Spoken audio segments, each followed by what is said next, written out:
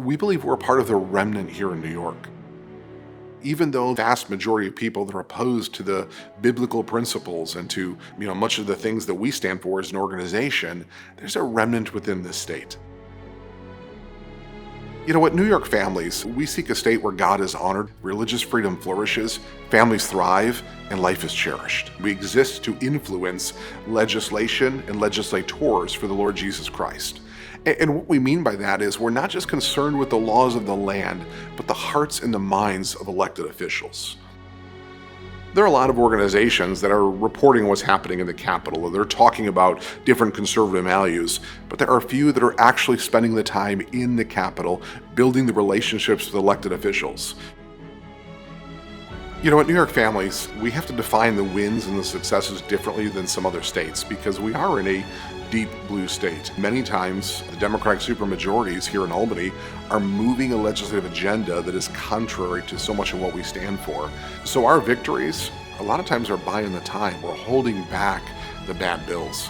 So a lot of what we're accomplishing is we're putting out the fires, or we're holding back the flood, allowing time for the culture to wake up to what is going on and how it's going to impact us.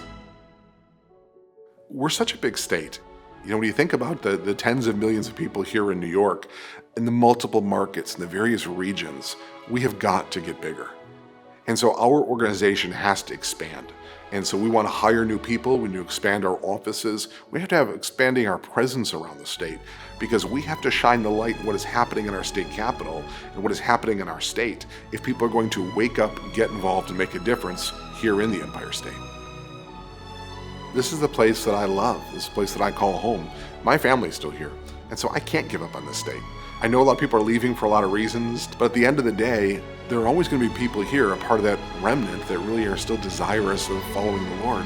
And we want to have an impact on what future generations will experience here in New York.